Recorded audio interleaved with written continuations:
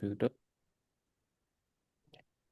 नमस्कार एवरीवन, मेरा नाम विवेक शर्मा है एंड आज हमारे साथ डॉक्टर सौरभ भावे हैं जो कि एक एमिनेंट हेमेटोलॉजिस्ट हैं, बोन मैरो ट्रांसप्लांट करते हैं। और डॉक्टर साहब, क्योंकि हम सब यहाँ पे एएमएल सर्वाइवर्स हैं या एएमएल पेशेंट्स हैं, तो उसके बारे में एएमएल के बारे में मैं ज़्यादा बात नहीं करूँगा। लेकिन जो लोग आज पहली बार जुड़े हैं, मैं आप सबको बता दूं कि हमारा जो सपोर्ट ग्रुप है एएमएल इंडिया सपोर्ट ग्रुप, जहाँ पे हम एएमएल यानी कि एक्यूट माइलॉइड ल्यूकेमिया से रिलेटेड जितने भी पेशेंट्स या केयर गिवर्स हैं उनके लिए एक इकोसिस्टम बिल्ड करने की कोशिश कर रहे हैं।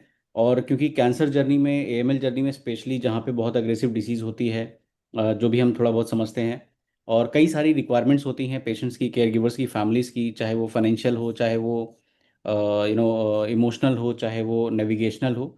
तो उन सारी चीज़ों को हम एड्रेस करने की कोशिश करते हैं और ऐसे ही हम सेशन करते रहेंगे, जहाँ पे हर महीने हमारे साथ एक स्पेशलिस्ट होंगे जो हमारे सवालों के जवाब देंगे। तो अभी हम जब हम बात करते हैं डॉक्टर भावे से, तो मीनवाइल अगर आपके कुछ सवाल हैं तो आप लिख लीजिए या चैट बॉक्स में डाल दीजिए, and we would request doctor साहब to answer them once the session is done. Doctor Saurabh, नमस्कार और बहुत बहुत स्वागत है आपका। Thank you so much for your time doctor साहब। मेरी आवाज आ रही है? जी आ रही है डॉक्टर साहब। ओके। सो डॉक्टर साहब, हम चाहेंगे कि आप थोड़ा सा अपना एक इंट्रोडक्शन दे दें और हमारे जो एएमएल पेशेंट्स हैं, सर्वाइवर्स हैं, उनको एड्रेस करें इन टर्म्स ऑफ, क्योंकि सारे लोग ऑलरेडी इधर या तो वो ट्रांसप्लांट के लिए वेट कर रहे हैं या उनका ट्रांसप्लांट हो चुका है। तो अवेयरनेस से ज़्यादा अगर आप डिसीज मैनेजमेंट पे, कंडीशनिंग पे, और like coming back to the normal life पे, इन्फेक्शन कंट्रोल वगैरह पे बात करेंगे तो शायद बहुत सारा हमको गाइडेंस मिल सकता है। ओके। तो Hindi, English? Hindi English will is be okay. Better sir, Hindi will be better. Hindi better है। जी। तो मैं डॉक्टर सौरभ भावे हूँ। मैं एमडी मेडिसिन और उसके बाद में पोस्ट डॉक्टरल फेलोशिप किया है मैंने टाटा मेडिकल सेंटर कोलकाता से। और वहीं पे मैं 2011 से 2023 तक था। I was the senior consultant department. और हमारा डिपार्टमेंट काफी एक्टिव था एएमएल में, regarding the compassion access drugs and the bone marrow transplant. तो हमने अभी तक अराउंड 650 ट्रांसप्लांट्स किए हैं। 2023 में मैंने टाटा छोड़ा and I am now into private practice in Mumbai with sunrise oncology centre. तो एएमएल जो बीमारी है उसके लिए ये थोड़ी सी कठिन बीमारी होती है टू ट्रीट, क्योंकि काफी अग्रेसिव होती है। और उम्र जैसे बढ़ती है वैसे एएमएल का डायग्नोसिस बढ़ता है। ये तीन कैटेगरी में होता है: standard risk, intermediate risk and high risk. जो स्टैंडर्ड रिस्क होते हैं उनमें ट्रांसप्लांट अगर बीमारी वापस आती है या कंट्रोल नहीं करते तभी की जाती है। इंटरमीडिएट और हाई रिस्क पेशेंट जो होते हैं उनको ज्यादा करके बोन मैरो ट्रांसप्लांट सजेस्ट किया जाता है। और फिटनेस देख के इनिशियल ट्रीटमेंट दी जाती है और बीमारी का टाइप देख के इनिशियली ट्रीटमेंट दी जाती है। ये दो फैक्टर्स इंपॉर्टेंट होते हैं: पेशेंट का कंडीशन और हेल्थ, और बीमारी का type. Cost is one of the most important factors of course, क्योंकि ये काफी बार ओल्ड पीपल में देखा जाता है। इसलिए जेंटलर थेरेपी दे सकते हैं क्या, जो पेशेंट को लंबे समय तक बीमारी से कंट्रोल रखे और साइड इफेक्ट न हो। इसके लिए अभी अगले 2-3 साल में काफी सारी दवाइयां आने वाली हैं कि जो इंटेंसिव कीमोथेरेपी न दे, इंजेक्शन दे, वो भी आईवी के बजाय सबक्यूट दे सकते हैं क्या, या आईवी का सब्स्टिट्यूट ओरल आ सकता है क्या। और ओरल टैबलेट से ही अगर लंबे समय तक ठीक रहे, ऐसे काफी सारी ट्रीटमेंट्स अभी आने वाली है। तो क्लिनिकल ट्रायल में सहभाग होना हमेशा इस बीमारी के लिए अच्छा होता है। तो जब कभी भी आप डॉक्टर से मिले तो उनको पूछे कि कोई क्लिनिकल ट्रायल एलिजिबल है क्या। समस्या क्लिनिकल ट्रायल की ये है कि ये आपको उस शहर में जाके उस हॉस्पिटल के नजदीक रह के करनी पड़ती है मेनी टाइम, और क्राइटेरिया काफी स्ट्रिंजेंट होते हैं। लंबे समय तक एएमएल से ठीक रहने का चांस रिस्क के हिसाब से, उम्र के हिसाब से, टॉलरेंस के हिसाब से, और बीमारी क्या है, कौन सा टाइप का एएमएल है, उसके हिसाब से ज्यादा करके होती है। तो ये एएमएल के बारे में ब्रीफ इंट्रोडक्शन है and we can move on to the questions. Particular किसी पेशेंट के कुछ है क्या? इन्फेक्शन देखा जाए तो उसमें मोस्टली न्यूट्रोफिल्स का प्रॉब्लम आता है। तो ड्यूरिंग द न्यूट्रोपीनिया फेज, जहाँ पे न्यूट्रोफिल्स काफी कम होते हैं, वहां पे आपको इन्फेक्शन का रिस्क सबसे ज्यादा होता है। यूजुअली इन्फेक्शंस बाहरी दुनिया से, एनवायरनमेंट से नहीं आते हैं। Usually it comes for one own self, right. तो जिसके जीआई ट्रैक्ट में इन्फेक्शन है, या यूरिन में इन्फेक्शन है, या लंग में इन्फेक्शन है, या बॉडी में कहीं पहले से इन्फेक्शन है, वो रिएक्टिवेट होने का या ब्लड में जाने का रिस्क सबसे ज्यादा होता है। तो करंटली काफी अच्छे एंटीबायोटिक्स और सपोर्टिव केयर से ये रिस्क धीरे धीरे कम होता दिखाई दे रहा है। एक बार आप ट्रीटमेंट से बाहर आ गए तो आपको रूटीन जैसा इन्फेक्शन का रिस्क है उतना ही होता है। बहुत ज्यादा उसमें आपको ध्यान देना नहीं पड़ता है once you are off the treatment. तो this is in short about the treatment and the disease. जी डॉक्टर साहब, एक्चुअली हमारे पास कई सारे सवाल हैं, और क्योंकि हमारा एक व्हाट्सएप सपोर्ट ग्रुप भी है और लोग पर्सनली भी मैसेजेस करते हैं। तो एक जैसे आपने बताया कि ये ज़्यादातर जो है एल्डरली पॉपुलेशन में देखा गया है। हमारे सपोर्ट ग्रुप में इटसेल्फ एक खासी पॉपुलेशन है जो कि जिनको एएमएल डिटेक्ट हुआ जब वो 40 के अंदर थे, तभी मतलब right. Even in some late 20s और अर्ली 30s में भी डिटेक्ट हुए हैं। और उनको बोन मैरो नहीं हुआ, तो उनको देख के कई लोग पूछते हैं कि मतलब उनका तो बोन मैरो ट्रांसप्लांट नहीं हुआ, उनको ज़रूरत नहीं पड़ी, हमको क्यों जाना है? तो इस तरह के एएमएल्स कैसे होते हैं और क्यों ऐसा होता है तो ये? एएमएल होता है, ये बचपन से लेके बुढ़ापे तक किसी को भी हो सकता है। ओके। नॉर्मली उम्र जैसे बढ़ती है वैसे एएमएल का रिस्क बढ़ता है। मतलब अगर 1 लाख आप बुढ़े लोग लेंगे या 80 साल के ऊपर लेंगे तो उनमें एएमएल का रिस्क सबसे ज्यादा होता है, एज कम्पेयर टू 1 लाख आप बच्चे लेंगे तो। जैसे उम्र बढ़ती है वैसे बीमारी काफी कॉम्प्लेक्स हो जाता है। जैसे 40 के हिसाब से 55 की बीमारी ज्यादा कॉम्प्लेक्स हो सकती है, 55 के हिसाब से 70 की ज्यादा कॉम्प्लेक्स हो सकती है, 70 के हिसाब से 80-90 की ज्यादा कॉम्प्लेक्स हो सकती है, राइट। और आपकी जनरल हेल्थ, बीमारी का टाइप, फाइनेंशियल कंडीशन और इनिशियल ट्रीटमेंट के बाद का रिस्पॉन्स, ये सब डिसाइड करता है कि अल्टीमेटली आपको क्या ट्रीटमेंट देनी चाहिए। लेकिन अगर आप एक्सपीरियंस देखा जाए तो 100 ml समझो पकड़ो तो कम से कम 60-70 को तो बोन मैरो ट्रांसप्लांट इवेंचुअली लग ही सकता है, आज नहीं तो बाद में, राइट। तो ये बीमारी वैसी है कि ये one of the most common indications for transplant is myeloid malignancy. Hmm. सबको करना है क्या? अभी आजकल सबको करने की जरूरत नहीं है। इसीलिए डायग्नोसिस के टाइम पे रिस्क स्ट्रेटिफिकेशन करना बहुत जरूरी है। एक बार बीमारी कंट्रोल में आने के बाद, खराब सेल जाने के बाद रिस्क स्ट्रेटिफाई नहीं कर सकते। तो नॉर्मली डायग्नोसिस के टाइम पे ही करेंगे तो सबसे अच्छा है। तो व्हाट इज माय पॉलिसी, अगर आप डब्ल्यूबीसी या पेरिफेरल ब्लड पे अगर आप ल्यूकेमिया डायग्नोस करते हो तो उसी में से डीएनए आरएनए एक्सट्रैक्शन करके रख दो लैब में, ताकि वो जिंदगी भर अच्छे क्वालिटी का रहेगा। ताकि बाद में अगर आपको करना पड़े तो वापस ब्लड टेस्ट करो, वापस बोन मैरो करो, ये सब करने की जरूरत नहीं पड़नी चाहिए, क्योंकि बोन मैरो काफी पेनफुल टेस्ट है। और ये डीएनए आरएनए और साइटोजेनेटिक्स ये जो एक लेवल पे आके उसको रख देते हैं ताकि उसका आगे इस्तेमाल कर सके, इसकी कॉस्ट ज्यादा नहीं आती। That is not expensive. क्योंकि एक्सपेंस एक बड़ा प्रॉब्लम है एक्यूट माइलॉइड ल्यूकेमिया में, cost. Major hindrance to treatment is cost and infection, major hindrance. That is number one. दूसरा है क्योंकि आजकल फैमिली सिकुड़ती जा रही है, सिबलिंग मैच मिलना बहुत मुश्किल होते जा रहा है। तो इसलिए हाफ मैच या आउटसाइड द फैमिली डोनर ढूंढना पड़ता है, कि जो फिर से एक्सपेंसिव हो जाता है। क्योंकि हाफ ही मैच है आप, तो आपके इन्फेक्शन के रिस्क बढ़ते हैं हमेशा। फुल मैच होना सबसे अच्छा है। इसका ये मतलब नहीं है कि आप 2 3 4 बच्चे पैदा करो, दैट्स नॉट द मैसेज। क्योंकि बच्चे कम होते जा रहे हैं इसलिए सिबलिंग मिलना दिन ब दिन मुश्किल होते जा रहा है।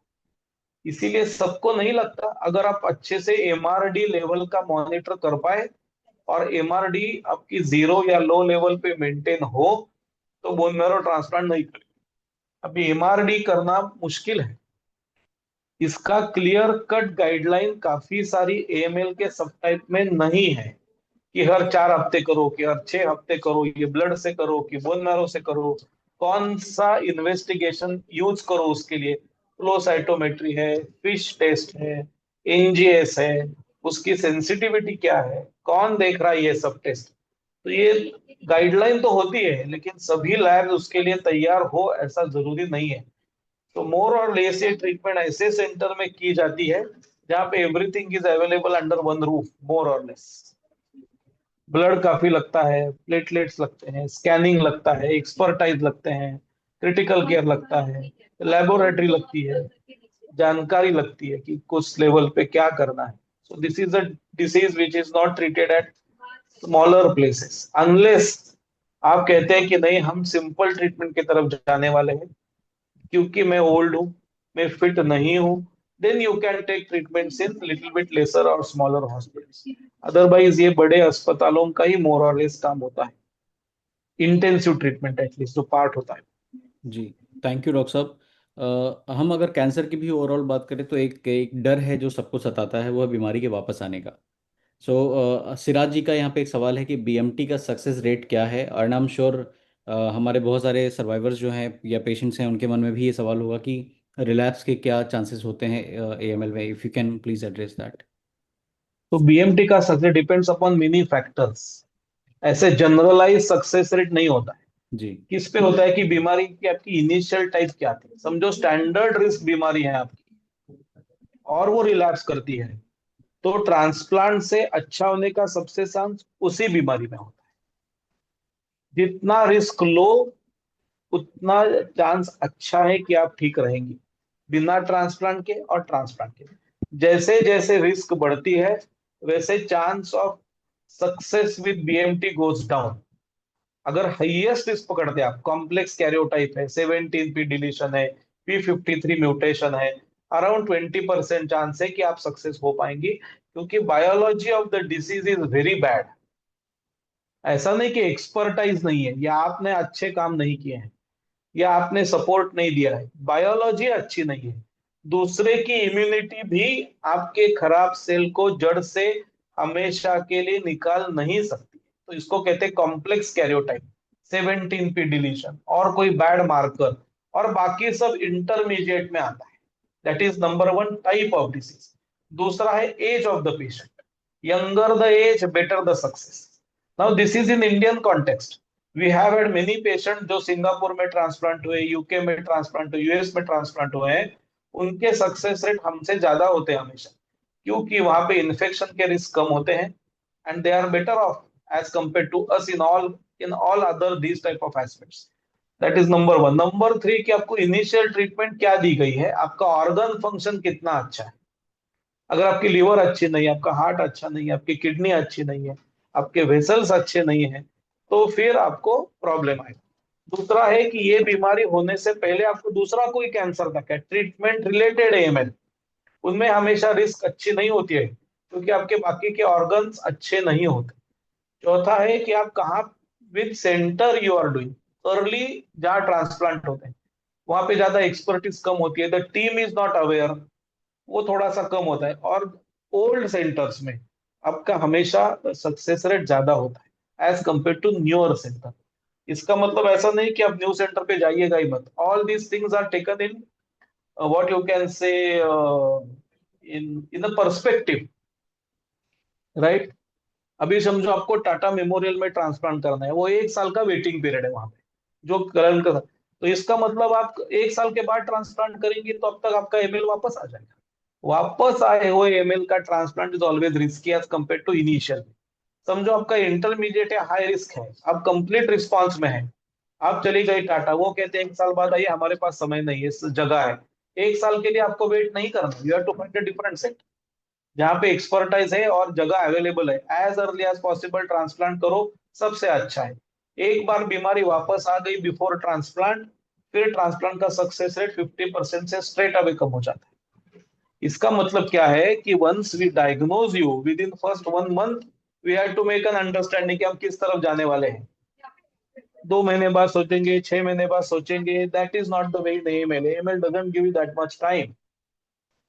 तो what do we do, diagnosis किया, रिस्क मटेरियल का जो रिस्क सर्टिफिकेट करना है वो सब मटेरियल हमने लैब में जमा कर दिया और फ्रीज कर दिया उसको, फिर डायग्नोसिस हो गया एएमएल का।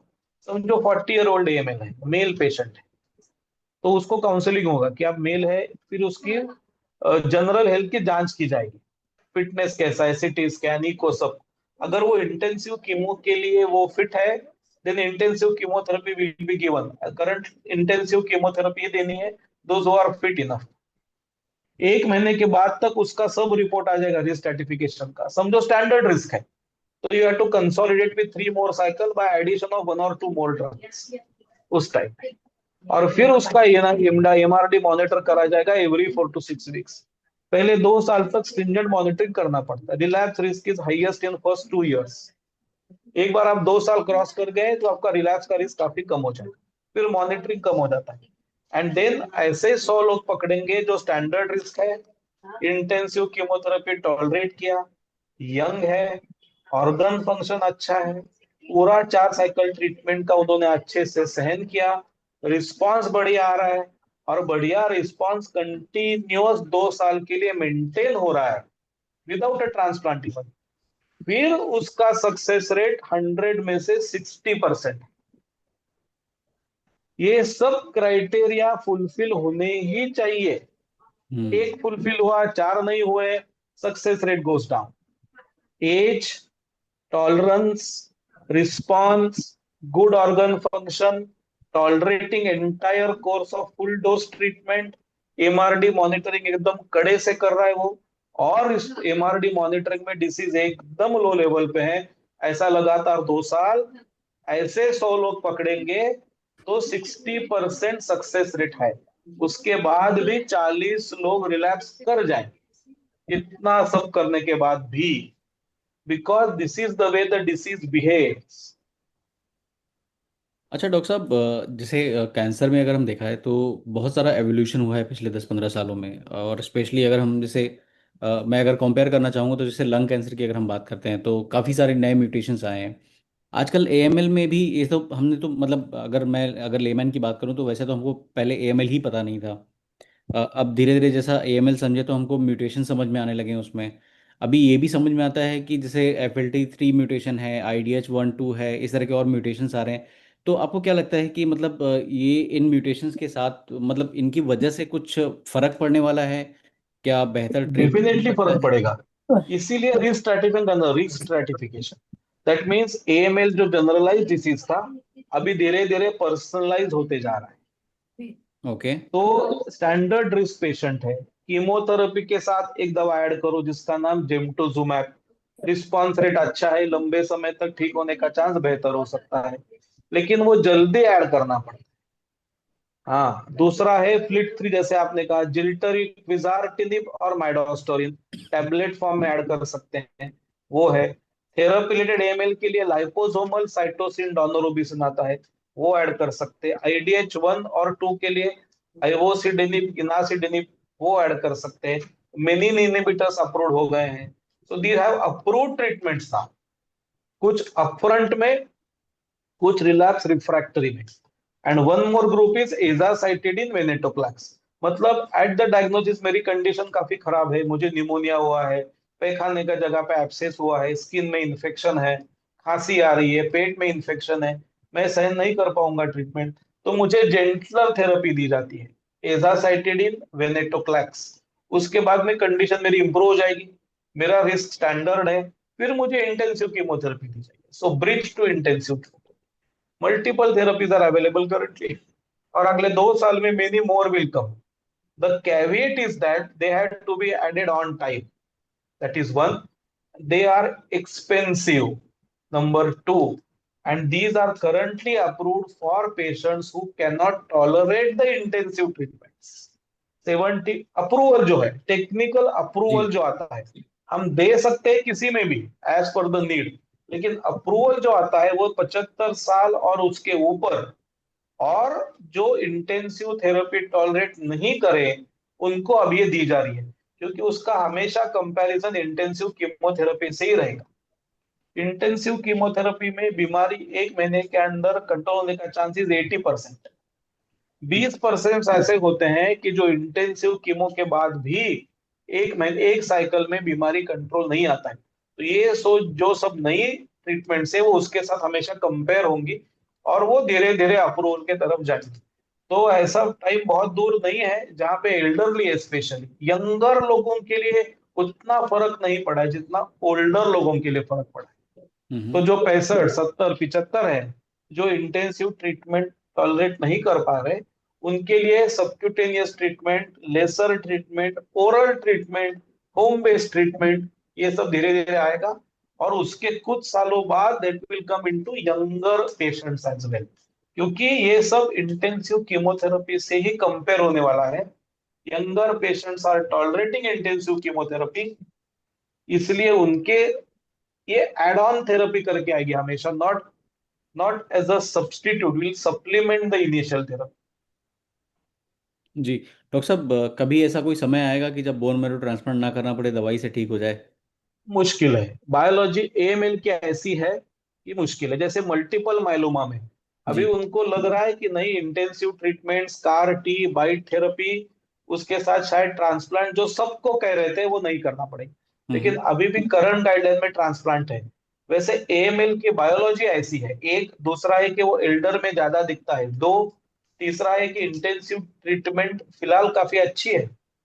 तो थोड़ा मुश्किल है तुरंत बोन मैरो ट्रांसप्लांट नहीं कर इस स्टेज पे आना, लेकिन एक सबसेट ऑफ पेशेंट्स में डेफिनेटली वो धीरे धीरे कम होते जाएगा, वन सबसेट ऑफ पेशेंट्स। क्योंकि transplant is one treatment which is equally bad as AML. Hmm. तो ऐसा ना हो कि एक खराब बीमारी ठीक करने के लिए हम दूसरी खराब बीमारी दे रहे पेशेंट को। तो ये हम्म। बैलेंसिंग एक्ट है, बेनिफिट रिस्क रेशो में। जैसे ही लगा कि ट्रांसप्लांट के बाद mortality, morbidity is more than the cure rate of the transplant, that transplant should not be done. समझ में आ रही बात? जी। ट्रांसप्लांट से अगर लग रहा है कि क्योर रेट 40% है हम्म। और मॉर्बिडिटी, मॉर्टेलिटी का रेट 45% तक जा सकता है, तो फिर मतलब नहीं है। In that sense also the patient's family will take the final decision after all counselling. जी सर, अक्षय जी का एक सवाल है। इनके पिताजी जो है, इनका केस समरी इन्होंने यहाँ पे डाला हुआ है। इनके पिताजी 51 साल के हैं, 51 ईयर्स ओल्ड, और उनको एएमएल डिटेक्ट हुआ था अक्टूबर में, with around 40% blast cells in bone marrow. Cytogenetics were normal.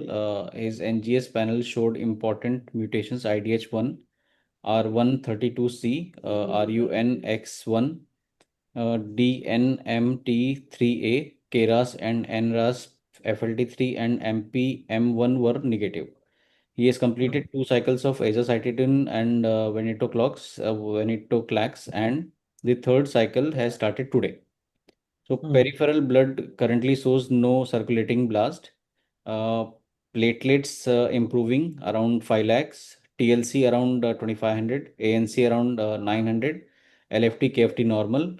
और इनका सवाल ये है कि for my father's mutation profile, specially IDH1 plus RUNX1 DNMT3A, is azacitidine venetoclax alone enough, or should we try to add ivosidenib as well?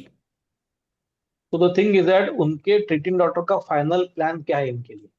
Are they going in for transplant like treatment or are they not going for transplant like treatment? ये पहला करना है आपको। Hmm. Okay. अगर वो patient या doctor कहते हैं कि ही इज नॉट फिट, और patient says I am not wanting for transplant like, 51 year old, अगर कोई ऑर्गन डिसफंक्शन नहीं है, ideal treatment is intensive chemotherapy followed by 3 cycles of consolidation, and he falls into intermediate or high risk, so essentially bone marrow transplant। इसी से cure होने का chance है 40% ideally. अभी किसी कारण ये कहते हैं कि हमको ये सब नहीं चाहिए, for hmm. Whatever reason, may be medically unfit or whatever, then the next best treatment is azacitidine venetoclax which he is receiving already। अभी उसमें तीसरा एजेंट ऐड करना है कि नहीं करना है, इसके लिए अप्रूवल नहीं है। तो if there is any clinical study where he can participate, कि एक लिम में एजा वेन दे जा रहे हैं, एक लिम में एजा वेन प्लस आइवोसिडेन जा रहे हैं बिकॉज आईडीएच इनहिबिटर है, then we can tell you. अभी तक ऐसी स्टडी हेड ऑन ट्रायल नहीं हुई है, मेरे हिसाब से होगी भी नहीं, क्योंकि हम्म। बेनेटोक्लैक्स IDH1 में भी काम करता है अच्छे से। ओके। As ivo, okay. हाँ, तो वेनेटोक्लैक्स और आइवोसिडिनिब का दोनों IDH1 में काम करते हैं अच्छे से। Now they are looking at studies कि तीनों इकट्ठा हम दे दें, लेकिन ये कंपैरेटर आम नहीं है। दोनों ट्रायल के बीच में हम कंपेयर नहीं कर रहे हैं, हम्म। राइट? हाँ, जैसे BA साइकोलॉजी अच्छा है कि BA इकोनॉमिक्स अच्छा है, ये कंपैरिजन हो नहीं सकता, hmm. Right? Both are different. हाँ, तो दैट इंडिविजुअल पेशेंट फिलहाल के लिए अप्रूव्ड नहीं है, ओके सर। अप्रूवल नहीं है अभी। अगर एजा वेनेटोक्लैक्स के साथ पेशेंट सहन नहीं कर पा रहा है या बीमारी वापस आई आने का दिख रही है, then you can stop venetoclax and add the ivosidenib. लेकिन ये कोई भी जो ट्रीटमेंट है वो लाइफ लॉन्ग है, that we have to understand. दो चार ओके। 6 महीने की ट्रीटमेंट नहीं है। So that means now here the patient's wish and the finances come into play. Ivosidenib is pretty expensive, yes right? Sir. मेरे हिसाब से 1.5-2 लाख पर मंथ के नीचे उसकी कॉस्ट नहीं है, right. And that too life long. Then that we have to understand कि 4-5 महीने हम देंगे, फिर देखते आगे होगा सो होगा। That is not the way AMLs are treated. ये ओके सर। माइलोमा में कर सकते हैं, लेवल एकदम low. See, AML is a curative malignancy to begin with. Myeloma is non curable malignancy to begin with. इसलिए माइलोमा के जो sales होते हैं वो अपने नॉर्मल सेल्स के बिल्कुल सही, सेम टू सेम बिहेवियर माना जाता है। हम्म। AML का वैसा नहीं है, AML क्यूरेटिव मैलिग्नेंसी है टू बिगिन विथ। हम्म। इसीलिए cure is the treatment for AML, myeloma का कंट्रोल इज द ट्रीटमेंट। इसीलिए माइलोमा में हम ट्रायल लेवल ज्यादा करते हैं। 4-6 महीने दिया, बीमारी एकदम लो लेवल पे आ गया, अनेक महीनों तक वो बीमारी लो लेवल पे रही, फिर थोड़ी सी ऊपर आई, वैसा वाला बीमारी है। AML फटाफट बढ़ता है, doesn't give too much time to think. तो सर चार चार इसको। महीने बीमारी प्रोग्रेस हो रही है, ऐसा AML नहीं होता है। ओके सर, मेरा राइट। एक क्वेश्चन है अभी इसके ऊपर कि हाँ, जैसे अभी आप बोल रहे हो कि इसके लिए अगर हमें क्योर करना है तो इंटेंसिव ट्रीटमेंट ही हमें देनी पड़ेगी फादर और को, ट्रांसप्लांट, और क्योंकि ट्रांसप्लांट। DNMT है, कुछ ASXL1 है, IDH1 है। अभी IDH1 जो है वो अभी ELN गाइडलाइन में क्लियर कट मार्कर में नहीं आया है, रिस्क स्ट्रेटिफिकेशन में। लेकिन ओके। अगर 3-4-5 अबनॉर्मल मार्कर्स आपके पिताजी के ब्लास्ट में है, that means he fits into intermediate to high risk, then better yes. To go ahead with transplant. Now the second is sometimes we may do MRD। जैसे आपके पिताजी का MRD किया, MRD 3 साइकिल के बाद सब निगेटिव आ गया, पकड़ के चलो आप, इसका ओके। मतलब बीमारी एकदम लो लेवल पे है। दैट डजंट टेल यू कि आप बीमारी ट्रीटमेंट स्टॉप करो, नहीं। AML में फिलहाल जो HMA प्लस वेनेटोक्लास का ट्रीटमेंट है वो नॉन स्टॉपेबल ट्रीटमेंट है। MRD कुछ भी अच्छा। हो, MRD अगर पॉजिटिव है, इसका मतलब ये काम नहीं कर रहे, उतना मैसेज आपको इनिशियली मिलने का चांस है। ओके। अगर MRD करते हैं तो, MRD करना भी जरूरी नहीं है फिलहाल के लिए, क्योंकि MRD के हिसाब से ट्रीटमेंट घटाना बढ़ाना चेंज करना, इसके बारे में क्लैरिटी अभी तक नहीं है। तो पकड़ के चलो कि 70 साल का पेशेंट है, 6 साइकिल HMA लिया, MRD निगेटिव आ गया तो बंद कर दो, ऐसा अभी तक क्लैरिटी नहीं है। लेकिन MRD पॉजिटिव है उसमें भी, then we can say yes, it is not working at MRD level, there is a scope to change the therapy or intensify the treatment at that point in time। तो अगर okay. आपका father का WBC count ठीक है, platelet ठीक है, haemoglobin ठीक है, जनरल हेल्थ ठीक है, काम हाँ। वाम सब करवा रहे हैं, देन अगर उनकी इच्छा है और फैमिली अच्छे से जानती है कि transplant is a difficult but the only curative treatment, cure का सक्सेस रेट 40-50% से ऊपर जनरली नहीं जाता है। It is not like 90 to 100% guaranteed success मिलेगा, ऐसा नहीं है। Then you can go that way. अगर आपको ये सबसे डर लग रहा है, नहीं चाहिए, नहीं करवाना है, या अफोर्डिंग नहीं है, then you go with HMA venetoclax till patient is responding and tolerating। So we have okay. had few patient जो 4 साल 5 साल तक इसी ट्रीटमेंट पे चले हैं, लेकिन उसके ज्यादा का एक्सपीरियंस हमारे पास भी नहीं है। मतलब 15 साल से HMA चल रहा है, ऐसा एक्सपीरियंस किसी के पास नहीं इंडिया में। जो एक्सपीरियंस है वो 5-6-7 साल के ऊपर किसी के पास नहीं रहेगा, क्योंकि उतने, तभी तो दवा आई है इंडियन मार्केट में। It's not like it has come since 1980, नहीं है वो अपने पास एक्सपीरियंस। तो एक्चुअली हमें लगा कि जो इंटेंसिव ट्रीटमेंट है वो थोड़ा फेटेलिटी उसमें है ना, राइट, तो रिस्क है, इसलिए हम। वही कह रहा ना, बैलेंस है, बीमारी से फर्टेलिटी, ट्रीटमेंट से फेटेलिटी, चूज योर फेटेलिटी। हाँ, ओके। कोई आपको गारंटी से नहीं कह सकता कि कीमोथेरेपी से चकाचक रहेंगे या बिना कीमोथेरेपी लेके चकाचक रहेंगे, ये कह नहीं सकते। लेकिन जनरली जो 51 साल का आदमी है, उसका ऑर्गन फंक्शन अच्छा होता है, that is number one. Second, उसको सिबलिंग्स होने के चांस है ताकि मैच मिले या हाफ मैच मिले। और अगर उसकी बीमारी अभी अच्छे से कंट्रोल में आई है तो ट्रांसप्लांट का रीथॉट आप कर सकते हैं, एटलीस्ट पूछ के देखिए। You ये should सब not मैं shut the door डॉक्टर से। completely for transplant. क्योंकि yes once the sir. disease comes back, it is then very difficult for you to go that way. तो जो कुछ करना है वो इसी विंडो पीरियड में आपको करना है। अभी डिसीजन गलत है क्या सही है, सिर्फ समय बताए। रियली फ्रैंक, 15 साल में यस मैं ऐसा किसी के ऊपर उंगली रख के आए, after 15 years I can not guarantee everything I is agree. Going to go all right for a particular patient. वो मुश्किल है कहना किसी को भी। ठीक है सर, मैं डॉक्टर साहब से फिर से एक बार डिस्कस करेंगे। एक बार थैंक यू चर्चा फॉर। करो आप। हाँ, राइट जी right. Sir. Thank thank you you sir. Doctor साहब। अगला सवाल मिलन जी का है। मिलन मकवाना की जो बहन है वो 40 इयर्स एज्ड हैं। AML डायग्नोसिस हुआ है उनको, NF1 NPM1 and BCOR mutation अक्टूबर में आया है इनका। नॉर्मल कैरियोटाइप है, FLT नेगेटिव है। We have completed 2 intense chemotherapy of cytarabine and rubidicin. Hmm Doctor suggested for BMT in this month, and I'm 100% match donor. Blast cells hmm. near 1% after chemotherapy MRD. Should we go for BMT? ये उनका सवाल है। तो MRD आपके NGS कितना? MRD NGS किया है NPM 1 का? जी। That is negative, low level क्या है रिपोर्ट? 1% बताया डीडीपीसीआर है। करते हैं, डीडीपी वो ब्लास्ट है 1% ना। ओके। ओके। तो डीडीपीसीआर किया है एनपीएम 1 के लिए, डीडीपीसीआर या फ्लो साइटोमेट्री बेस्ड एमआरडी या एनजीएस बेस्ड एमआरडी को किया है? हाँ, MRD डन बाय NGS 1% इन्होंने बताया, बट वो आप बोल रहे हैं कि ब्लास्ट सेल्स हैं। आपको कुछ आइडिया है मिलन? एनजीएस एमआरडी 1 है 1%, then that is significant. Okay. Less than 0.1% is theoretically considered negative MRD. Less than 0.1%. ओ। तो 1% है, थोड़ा ज्यादा एमआरडी है। Now you don't want to chase the MRD. MRD negative करके ट्रांसप्लांट करना है क्या? नहीं, AML is a different disease. So if they have suggested transplant करो एनपीएम 1 में, क्योंकि बीकॉर के साथ है। Now BCOR is not a common mutation in AML, it comes in myelodysplastic associated एएमएल्स।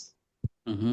Then that means 40-year-old है, better to go ahead with transplant, और luckily full match है, so that's the best choice she has. Amazing, thank you doctor साहब। भावना जी का एक सवाल है। भावना जी, आप बोल पाएंगे? आपका नेटवर्क ठीक है या यस मैं? सर, मैं बोलूंगी। जी प्लीज। आवाज आ रही है सर? आ रही, आ रही। Yeah. अच्छा, वही मैं कब से कंफ्यूज हूँ, मुझे समझ में नहीं आ रहा था, दिखाई नहीं दे रहा है मुझे सही से। नेट इश्यू है तो। मेरा ये क्वेश्चन है कि मुझे ना पहले टीबी डायग्नोज हुआ था, मुझे ऑल द टाइम फटीग रहता था। हम्म तो टेस्ट करवाए डॉक्टर ने, फिर सिटी स्कैन करवाया, तो उन्होंने टीबी डायग्नोज किया। तो उसके लिए मेरा 7.5 मंथ तक मेरा टीबी का ही ट्रीटमेंट चल रहा था। लेकिन मेरा वो हम्म फटीग होना, फटीग तो ऑल द टाइम मुझे सेम था। 7.5 मंथ हो गए, जो पहले था मुझे सिम्टम्स, वो भी मतलब कंटिन्यू ही था, बढ़ ही रहा था। तो हम्म मैं डॉक्टर को बार बार बोल रही थी कि मेरा ये फटीग जो मुझे पहले से शुरुआत वहीं से हुई है, बढ़ ही रहा है, कम नहीं हो रहा है इतना मेडिसिन लेने के बाद। तो उन्होंने बोला कि टीबी में ऐसे ही होता है, 9 मंथ के बाद ही आपको इम्प्रूवमेंट होगा। तो एक दिन सडनली इतना हम्म फटीग कि मैं बेड से खड़ी ही नहीं हो पाई। तो उसके बाद अर्जेंटली उन्होंने, मतलब हम लोग ने डॉक्टर ही चेंज किए, फिर एडवांस सीबीसी वगैरह किया।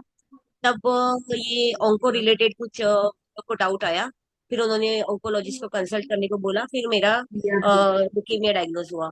तो हम्म वो टीबी डिपार्टमेंट से मुझे कॉल आया था, तो उन्होंने मुझे पूछा कि मैम आपने दवाई क्यों नहीं लिया ये महीने का। तो मैंने बोला ऐसे ऐसे मुझे डायग्नोज हुआ है ल्यूकेमिया।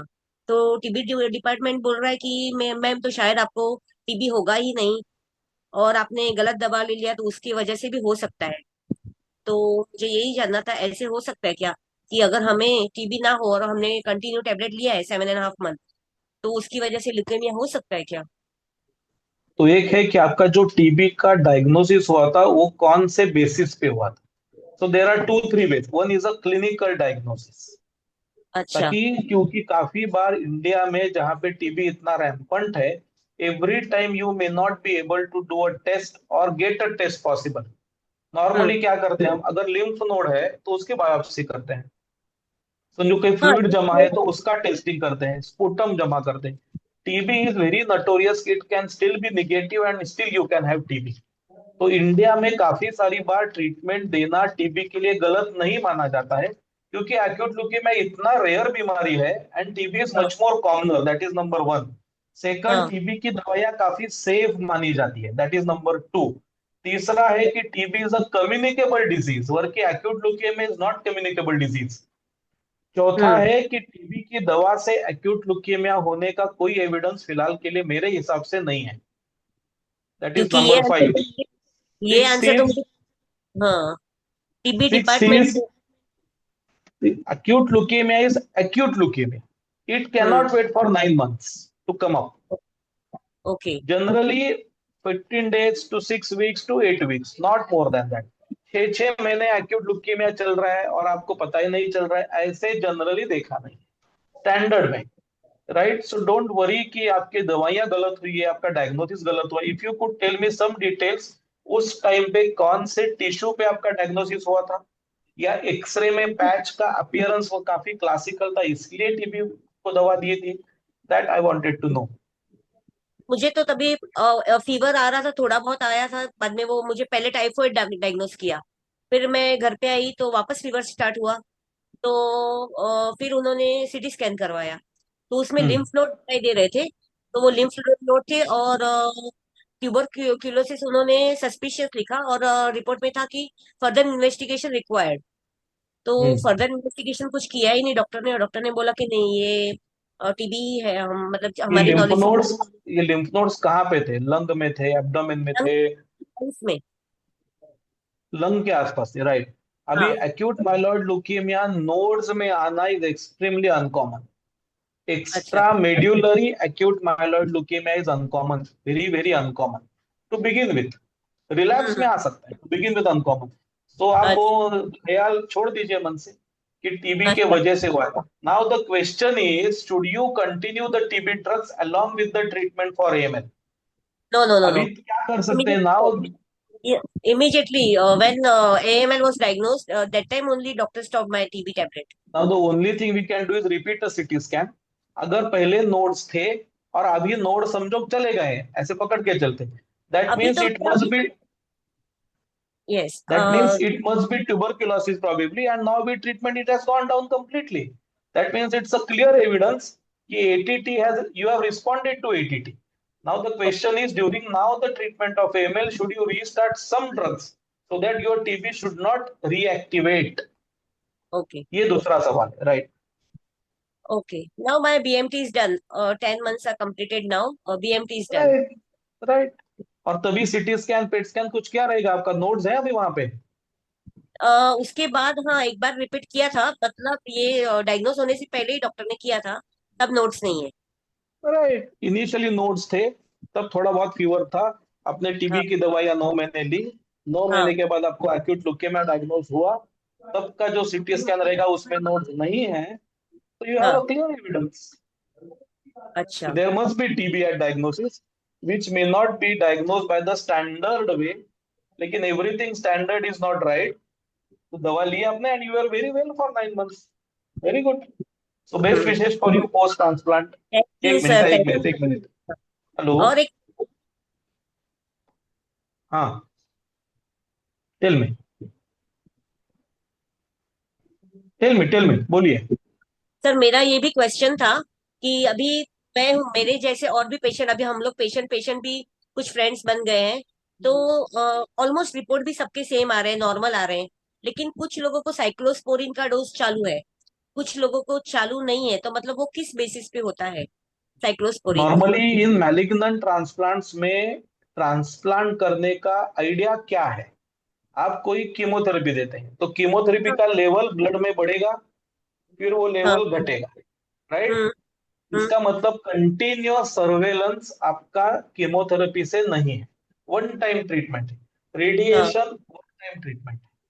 अभी ट्रांसप्लांट किससे किया है, किसी दूसरे आदमी से, सेल्फ हाँ। का नहीं दिया, तो यस। दूसरा आदमी का इम्यूनिटी शायद अच्छा है ऐसा जाने अब, क्योंकि हम्म। उसको कैंसर नहीं हुआ है, अभी ओके। उसके सेल्स आपके बॉडी में चले गए हैं। हाँ। Now they are doing active surveillance day and night 24/7 365 days a year. Hmm. So it's a continuous active surveillance by donor cells. Hmm. अभी आपका मैच है, फिर भी सब कुछ मैच नहीं है आपका। ये हाँ। HLA के 12 एंटीजन से हमने मैच करके देखे। हाँ। Now there are minor antigens also which are not matched. Hmm. इसका मतलब है जो डोनर सेल दिए हैं उनको अभी भी आपके सेल्स फॉरेन लगते रहेंगे। ओके। तो उसकी उससे अपेक्षा क्या है, डोनर सेल सिर्फ कैंसर सेल्स को मारे और बाकी सेल्स को टच ना करे। That is ideal most situation, जो हम्म। होती नहीं है। हाँ। It is never possible. Hmm. इसीलिए you have to give some immunosuppression. Okay. अभी इम्यूनोसप्रेशन क्या करेगी, आपकी खुद की इम्यूनिटी भी कम करेगी, recipient immunity will go down, donor hmm. Immunity भी कम कर सकती है। अच्छा। राइट। अगर हम्म। डोनर इम्यूनिटी काफी कम हो गई, इसका मतलब डोनर का सर्वेलेंस कम हो गया, कैंसर में रिलैप्स। हम्म। रेसिपिएंट इम्यूनिटी बहुत ज्यादा कम हो गई, डोनर थोड़ा बदमाश हो गया, नॉर्मल हम्म। सेल्स को मारने लगा, GVHD। हम्म। तो ये फाइन बैलेंस करना है। हम्म। तो नॉर्मली पोस्ट ट्रांसप्लांट 6 मंथ्स तक इम्यूनोसप्रेशन मैलिग्नेंसी में होता है। नॉन मैलिग्नेंसी, ए प्लास्टिक एनीमिया, थैलेसीमिया, उनमें 12 मंथ्स के ऊपर होता है। अभी उसके ऊपर क्या क्या फैक्टर गवर्न करते हैं, which will tell you the duration and the dose of immunosuppression. यही आपका सवाल है। हाँ जितना मतलब हाई रिस्क कैंसर, मेरा क्वेश्चन था उतनी कि इम्यूनोसप्रेशन जल्दी विड्रॉ करना है। मतलब दो पेशेंट हैं, तो अभी मेरा 10 मंथ हो गया, मेरे बाद 8 मंथ वाले किसी का साइक्लोस्पोरिन बंद कर दिया है, मेरा अभी भी कंटिन्यू है, रिपोर्ट्स मैं बोल दोनों रहा के भी। हूँ, हाँ। तो आपका इनिशियल रिस्क क्या था? if you sorry. had if you had a very high risk cancer at that time, yes yes, high risk, तो यस। आपका थोड़ा सा जल्दी खत्म बंद करते ताकि GVHD आ जाए। बट इनिशियली दैट अगर आपको GVHD का रिस्क था, कुछ साइक्लोस्पोरिन थोड़ा कम करने के बाद थोड़ा सा वापस बढ़ाना पड़ा आपका, या फिर स्टेरॉइड्स ऐड करने पड़े आपको एडिशनल, दैट मीन्स कि स्टेरॉइड आपकी भी, बाइसोलॉन भी दैट चालू है मीन्स, मेरा। हाँ, that means you are requiring 2 immunosuppressions. Hmm. Normally you require only one immunosuppression. Hmm. अगर आपको दो है, इसका मतलब आपका GVHD की तरफ ज्यादा झुकाव हो रहा है, in spite of the cancer being there. इसीलिए आपका थोड़ा लंबा समय तक खींचा इम्यूनोसप्रेशन। लेकिन मुझे तो मतलब कुछ साइड इफेक्ट कुछ भी, मतलब इस 10 मंथ में मुझे कुछ भी नहीं हुआ, अच्छा मतलब मैं है, normal. so that's a good, so you are one of the lucky few who don't have the side effects of the immunosuppression. There is no हाँ। GVHD and the cancer is under control. ये तीनों त्रिकोण के तीनों बिंदु अच्छे हैं, ये तीनों होने चाहिए। Hmm. But you are having some chubby face little bit, no? कैसे आपका वंस फेस है? Once my once my blood count went very low, means hemoglobin went low, then CBC, sorry, हाँ, WBC and platelet also। हाँ, एक बार ऐसे हुआ था, that time he increased my cyclosporin dose, my doctor right. increased। So he thought that there is a marrow GVH going on, and that's why hmm. all the cell counts are low, इसलिए immunity बढ़ाओ, cell dose हम्म। आपका, cell count आपका बढ़ जाएगा। सो ये बहुत dynamic है। I am speaking okay. Only for last 15 minutes, देख के कि hmm. This is very dynamic. 15 दिन ये। बाद का आपका पिक्चर अलग हो सकता है, जैसे यू नो दैट ना, TB treatment for 9 months and an acute leukemia, one fine morning you were leukemic. तो दिस इज डायनामिक। तो ऐसा ओके। जरूरी नहीं कि जिसका बंद किया उसको वापस चालू नहीं करना पड़ेगा, ऐसा भी जरूरी नहीं है। ये मारामारी 2 साल चलती है मिनिमम। मारामारी, दिस इज एक्चुअली मारामारी। उसमें ऐसा है कि पेशेंट की डेयरी बॉडी और प्रोडक्ट। डोनर के सेल्स, ये 2 साल तक एक दूसरे के साथ भिड़ते रहते हैं, and then they get to understand each other properly, कि नहीं भाई ये मेरा ही है, ये किसी और का नहीं है। इसलिए आपको वैक्सीन भी देंगे अभी, they will give you vaccine vaccine also now. देता है, हाँ हाँ, अभी मुझे हाँ, वैक्सीन किया है। हम्म। मतलब बचपन में आपको वैक्सीन मिले हैं, आपकी हाँ इम्यूनिटी तैयार हुई है, लेकिन आपको ये हाँ नए सेल्स दिए हैं, इसके हाँ, नए सेल्स को भी वैक्सीन की जरूरत है टू ट्रेन देम। करेक्ट, हाँ हाँ हाँ, राइट। बराबर। तो सर डेयरी प्रोडक्ट हम अगर कंज्यूम करते हैं तो ऐसे मतलब डेयरी प्रोडक्ट नहीं खाने चाहिए, अगर वो खाएंगे ऐसे तो? नहीं है, because you have to boil the milk properly and take it. बिल्कुल। See, dairy products can cause loose stools अगर आपको प्रॉब्लम होता है तो। एंड हाँ। जीवीएचडी का one of the most common symptoms is loose stools. Hmm. तो अगर हम जीरो खाने को बोलेंगे फिर भी पेशेंट दो चार खा लेता है, हम ओके बोलेंगे तो 10-12 खा लेगा। हाँ समझ में बात? हाँ। हाँ, इसीलिए आप, सही है। एंड एवरीथिंग इज, अभी उसमें दही अच्छा होता है, butter milk is better as hmm compare to milk. लेकिन आप दूध हम्म, उबाल के उसका चाय पी सकते हैं, ऐसा नहीं कि खाना ही नहीं है। आपको प्रोटीन, वेजिटेरियन आदमी को प्रोटीन कहाँ से मिलेगा? मिल्क से मिलेगा, सही है। पनीर से मिलेगा, छेना से हम्म मिलेगा, दही से मिलेगा, हम्म, कैशू नट से मिलेगा। तो you can try all, soya खा सकते हैं आप, सोया टोफू खा सकते हैं। All this you can definitely try. कम मात्रा हाँ, में खाइए, see how you tolerate, increase the limits. सही है। डॉक्टर साहब, मकवाना जी का एक सवाल था, आई थिंक डॉक्टर साहब ने अभी रिप्लाई उसको ऑलरेडी कर दिया है। जीवीएसडी का रिस्क बीएमटी के कितने समय तक हो सकता है? 2 साल बताया सर ने। Usually 2 years, but it can occur even 5 years, 6 years. हाँ। अच्छा। समस्या हमेशा मुझे लगती है ट्रांसप्लांट की कि पेशेंट के गर्दन के ऊपर की टंगती तलवार कब हटेगी। हम्म। राइट। करेक्ट। जहां तक मेरा एक्सपीरियंस है पेशेंट का, वो हटती नहीं है ना, हम्म। हमारे गर्दन के ऊपर की हटती है। somehow always there is a fear in the patient's mind। दो चार बार छींक भी लिया तो भी उनका कॉल आता है कि सर मेरा रिलैप्स तो नहीं हो रहा है। राइट। तो यस। छोटी छोटी बातों में वो घबरा जाते हैं, दे पैनिक लॉट। और इसी समय सपोर्ट ग्रुप की बहुत ज्यादा जरूरत है। Right. So these groups are really important, specially the care taker. जो केयर गिवर है साथ में जो रहते हैं, उनकी हालत भी काफी खस्ता हो जाती है। इतना repeated stress for 2 years is very difficult to tolerate. Correct. Patient चिड़चिड़ा होता है, डॉक्टर के पास समय नहीं है, हॉस्पिटल्स के बिल बढ़ते रहते हैं, समझ में नहीं आ रहा है क्या चल रहा है। अब तक ठीक थी, कल खराब हो गई, परसों ठीक है, फिर खराब, आईसीयू में एडमिट करो 4 बार। All these are trouble. इसलिए सपोर्ट ग्रुप, फैमिली में कोई बड़ा होना, elderly person in the family, हाँ, वेरी इंपॉर्टेंट। आजकल न्यूक्लियर फैमिली है, husband goes for a job, child goes for the tuition classes, mother is all alone, poor lady दिन भर सोचती रहती है। हम्म। इसीलिए mother, father, uncle, grandmother extremely important members in the life. वो करेंगे कुछ नहीं, घर में रहने से ही आपको सपोर्ट मिलेगा ना। Grand mother will not run for you, लेकिन वो तुमको सब बता देगी, हाँ कोई नहीं, ठीक है, कोई बात नहीं, नो प्रॉब्लम। ये हम्म। जरूरी है बहुत। वो बैठी है, वही बहुत बड़ी बात है सर। वही हाँ। वही हमेशा वही वही हमेशा अपने मेंटल साथ है। हेल्थ, बात हाँ, कि किसी से मेंटल हेल्थ को एकदम संभाल के रखना है। स्ट्रेस, वही जरूरी मैंने है देखा सबसे। कि अगर स्ट्रेस बढ़ जाता है तो ब्लड काउंट पे बहुत ज्यादा बैड इफेक्ट आता है, मतलब मेरा एब्सोल्युटली ये। Agree. Immunity direct related to your mental peace. If you are at hmm. mental peace, your immunity is up. Definitely, this is a direct evidence है। Yes Saurabh yes. सर, नमस्ते। भावना जी, दो question है। हाँ, बोलिए बोलिए। Sir, she is my mother, Alka Mehta, and she was diagnosed with MPAL. ALL और AML का mixture था एम्पाल का। और बोन मैरो ट्रांसप्लांट होके अभी 3 मंथ्स कंप्लीट हो चुके हैं। कंप्लीट होने के बाद जस्ट 1 महीने होने, ट्रांसप्लांट के 1 महीने बाद बायोप्सी हुआ था, MRD was negative. And after 3 months completion, another biopsy has been done before 15 days, तो उसमें भी एमआरडी नेगेटिव है। तो डॉक्टर ने वापस 6th मंथ पे करने को बोला है, 6 महीने के बाद जो थर्ड बायोप्सी होगा, विच इज अ रूटीन। तो सर अभी कैसे जाएं आगे, कैसे करें? She was 60 kilos and she is now 52-53 kilos right now. 12-13 kilo उनका कम हुआ है।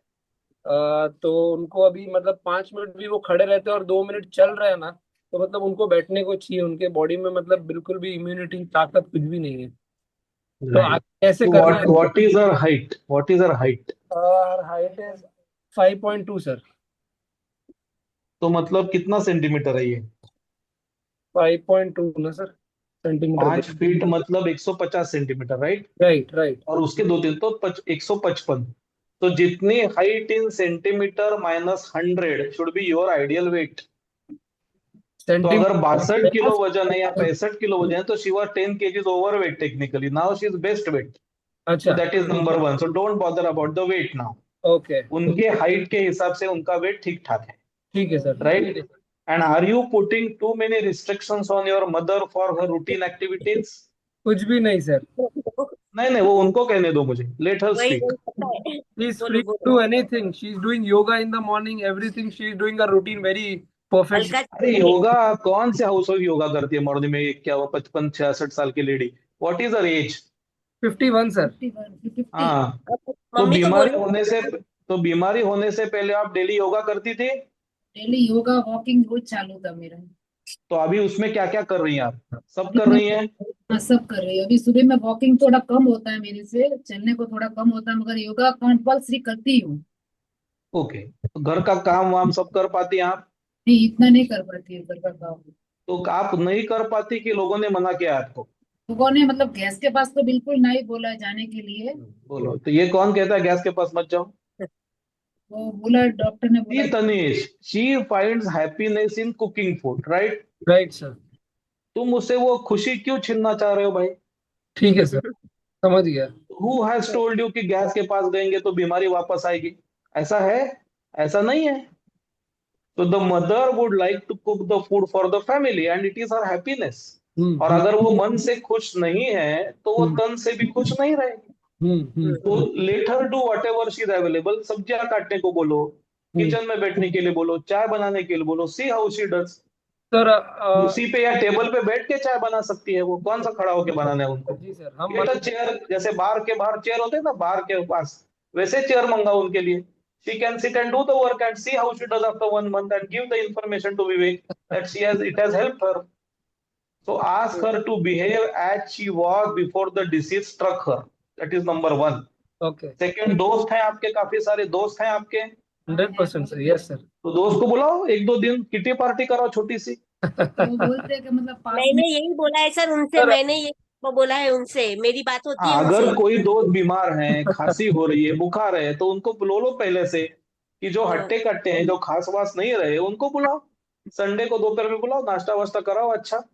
सर लेट मतलब हर डू बात समथिंग, है। चाहे वह उनको बनाने को बोलो, she will feel better. 100% sir, लोग आते हैं तो बहुत उनको अच्छा लगता है, बेटर लगता है। 100% टाइम फिर निकलता है। फिर बट ऐसा था कि जब तक इम्यूनिटी डाउन है और हीमोग्लोबिन वगैरह, डब्ल्यूबीसी काउंट्स वगैरह थोड़े लो है, इन्फेक्शन ना हो, इसीलिए आइसोलेटेड रहे, तो रूम के बाहर क्या कांच का एक दरवाजा करवाया है स्लाइडिंग का, जो हम लोग उनको आर पार देख सकते हैं। बट उसको जब भी चाहिए तब हम लोग, जब वो बाहर आती तो हम लोग सब मास्क पहन के ही रहते हैं मतलब। तो मेरी एक सजेशन है Tanish, you leave the house, let her stay alone, she will be better of. कौन करता है ये कांच के दरवाजे, कहाँ से आता है ये आइडिया तुमको? नहीं, वो टाइम पे करवाया मेरा था तो जब कर मम्मी का दिया अभी। ट्रीटमेंट चल रहा था। तो वही तो मैं कह रहा हूँ ना, वही अभी तो मैं कह रहा हूँ। अभी कंप्लीट। तुम हॉस्पिटल के ओपीडी में बैठते हो, या कांच का दरवाजा लेके वहां पे भी जाते हो? हम्म।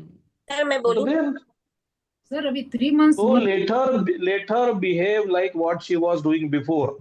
मैंने तुमको पहले ही कहा ना, infection doesn't strike her from the environment, most of the infection comes from your intestine, lung and urine flora.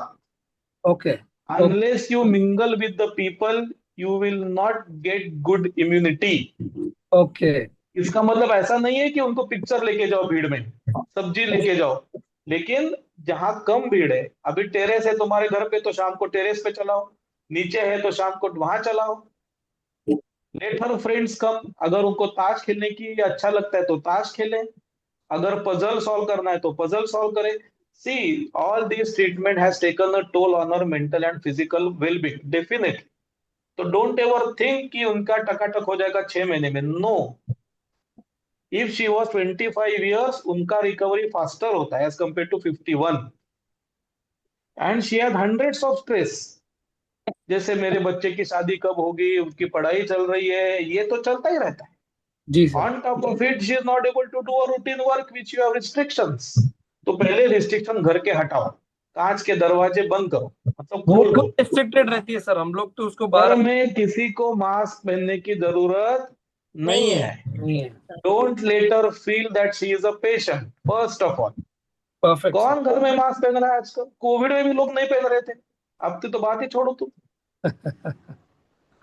Sir मैं तो बोलूं, अलग खाना अलग पानी, उनका उबला हुआ पानी रख रहा है, हम अलग खा रहे हैं, सवेरे का शाम में नहीं खा रहे, शाम का दूसरे दिन खाने नहीं दे रहे। This make somebody feel like a patient. Hmm, he is a patient, but उस टाइप की नहीं है कि उसको इतना सारा रिस्ट्रिक्शन में रखें। ओके सर, थोड़ा थोड़ा रिलीज करो, स्लोली समझ स्लोली। आई गया। अंडरस्टैंड योर मेंटल स्थिति। हम्म, मुझे थर्ड पार्टी करके कहना आसान है, hmm, but whatever you have your family have suffered, I completely agree with that. थोड़ा रिलैक्सेशन धीरे धीरे दो, एकदम मत निकालो, बिकॉज तुम्हारी मेंटल स्थिति रिस्ट्रिक्शन पे है और मेरी जीरो रिस्ट्रिक्शन पे है। तो बीच वाला कोई मार्ग निकालो, तुम धीरे धीरे करो। डन चलो, सर तुम्हारा नहीं मेरा नहीं, बीच वाला। सर। मैं मेरा एक्सपीरियंस शेयर करना चाहती हूँ। एक minute sir. I am audible uh, sir? Bhavna ji, I think Mehta ji का कुछ सवाल है, सी एक लेट मिनट, द अब मदर स्पीक। मम्मी कुछ या पूछ। यस माता जी यस। बोलिए। सर 3 मंथ्स हुआ है, मेरे हस्बैंड वहाँ पे है चित्रदुर्गा। तो मतलब वो मेरे जो पापा जो है वो कर्नाटक में रहते हैं सर। ट्रीटमेंट पूरा चित्र बॉम्बे में हुआ है, मैं बॉम्बे में रहता हूँ। तो 3 मंथ्स हुआ है, तो अभी मेरे को 10 डेज के लिए अगर जाना है तो फ्लाइट टू फ्लाइट में जा हाँ, सकती हूँ? हाँ बिल्कुल जाइए, take the fitness on the treating doctor. तो और फ्लाइट में आपको, हाँ तुम फ्लाइट में मास्क पहनिए आप, क्योंकि फ्लाइट में तो भीड़ है, आजू बाजू में तो लोग बैठेंगे 2 घंटा। केयर या करते हैं। If the doctor feels that you are physically fit to travel to whichever place you want to go, और वहां के किसी फिजिशियन का नंबर अगर इनके पास है, तो दे कैन ट्रीट यू। अगर छोटा मोटा बुखार आ गया, यूरिन की समस्या हो गई, कुछ खांसी हो गई, and then you come back, no problem.